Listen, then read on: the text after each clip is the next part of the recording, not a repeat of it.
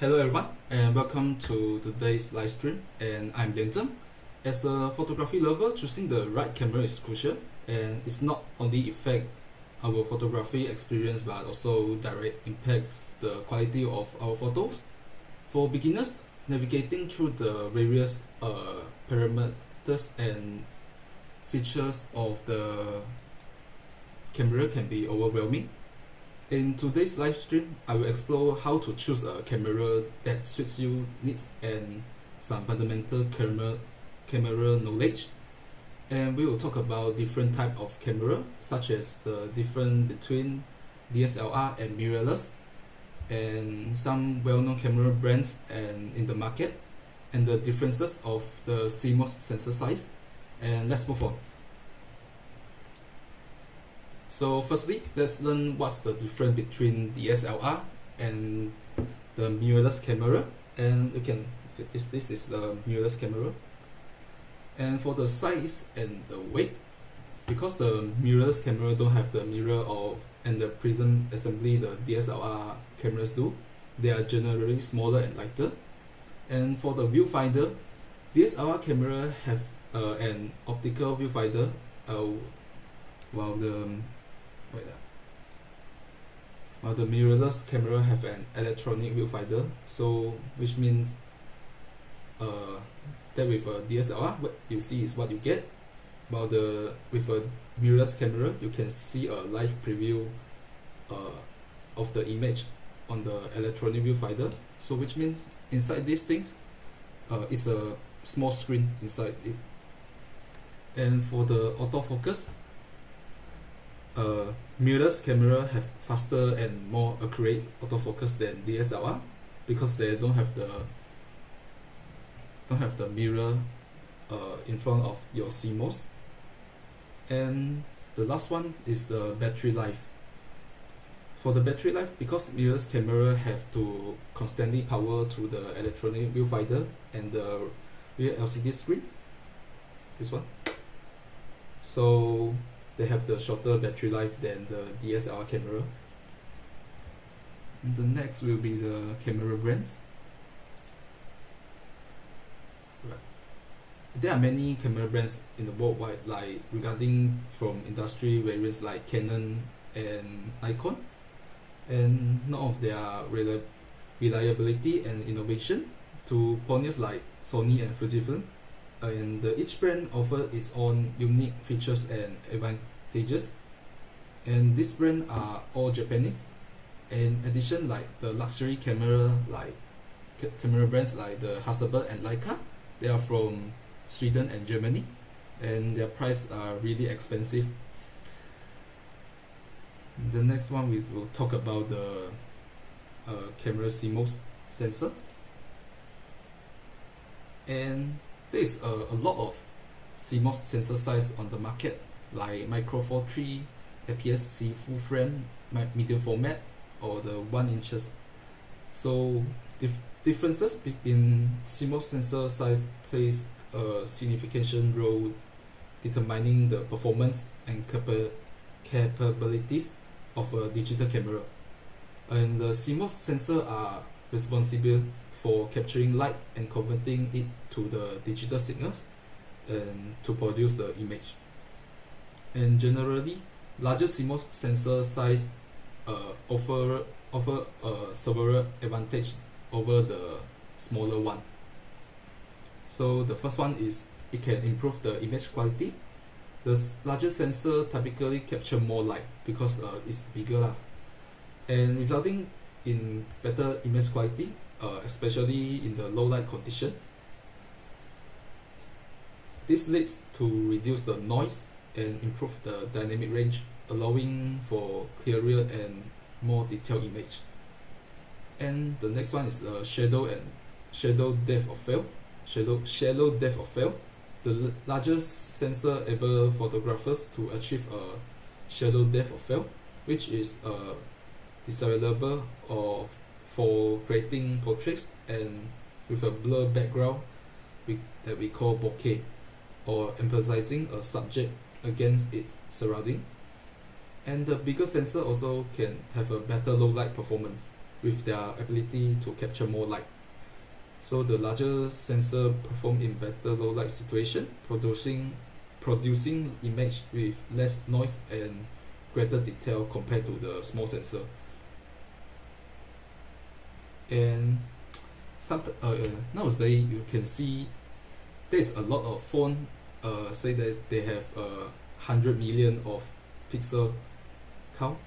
So is that better than the camera? So the answer is not.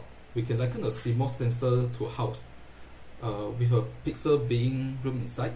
The bigger the house, the more room it has, like the full frame sensor, and the more people it can accommodate. And however, if the house itself is too small, like the 1 inches or the smaller sensor, even you divide it to 100 million rooms, it won't be able to accommodate people, and having more room become meaningless. And the next we will talk about the lenses. There's two variants of lenses on the market, like the prime lens and the zoom lens. So prime lens, which means it can't adjust the focal length. So like this one is the 50 millimeters, and it only can fix on 50 millimeters. And this one is the 24 to 105, so which means it can zoom in. Yeah. And there's a lot of, like Canon, it has EF and RF, and the L is for the luxury, and Nikon is F and Z, Sony is FE, and they have another manufacturer called Tamron and Sigma.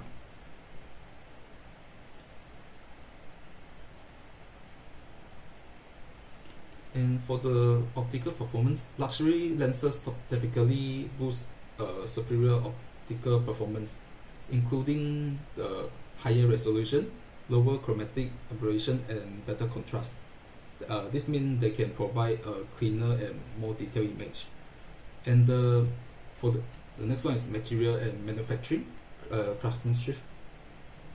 The luxury lenses usually employ higher quality material like the metal, and undergo more meticulous manufacturing process. For example, they may use more spatial glass elements, of employ more complex optical design. Like L lens, they also use another spatial glasses. And next we will see how to read these details on the lenses. For the EF mount, EF is the EF mount, which is the Canon DSLR mount, and it called EF. And the 24 to 105 is the focal length, which means you can zoom from 24 millimeters to 105 millimeters.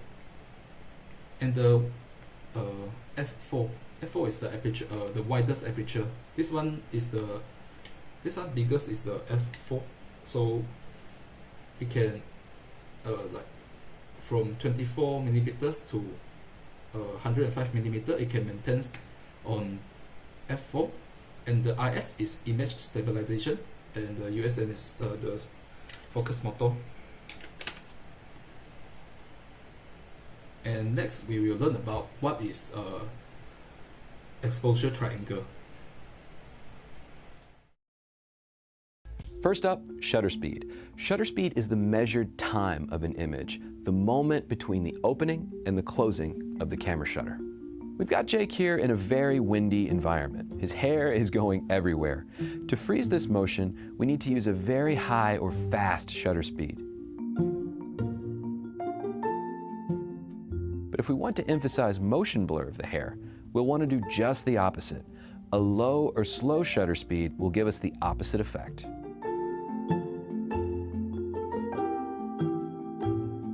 So the higher or faster the shutter speed, the more likely you'll be able to freeze action. The lower or slower the shutter speed, the more likely you'll be to blur the motion. Next up, aperture. Aperture is the size of the hole that lets light into the camera. Here we have a very nice portrait setup for Jake. By changing our aperture, we're able to specify how much of our lovely subject stays in focus. Shooting at a larger aperture like f2.8, the smaller the number, the larger the hole, creates a very narrow area of focus. Stopping the aperture down to say f20, the larger the number, the smaller the hole, gives us greater depth of field with more of the subject and background in focus. The larger the f-stop, the more shallow the depth of field. The smaller the aperture, the more overall focus in the image.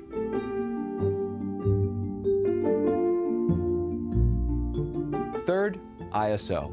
ISO is the chosen light sensitivity of the film or sensor. It's Jake again, in a room with ample light. Shooting at a lower sensitivity, like ISO 200, should be fine here.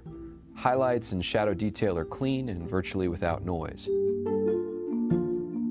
But when the lights go down, we'll need to raise the sensitivity to make an exposure.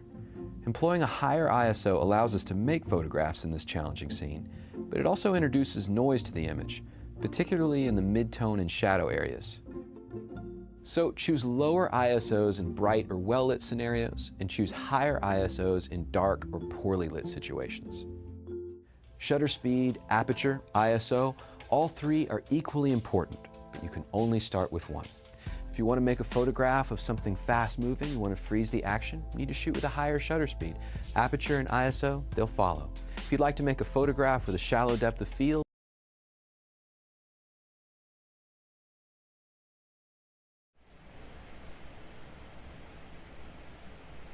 Alright, next I will talk about what camera you can buy with those budget. Okay, first is the 3,000 to 4,000. You can choose like Nikon Z50, Canon EOS R10, or the Sony ZV-E10 and Sony A Alpha 6400.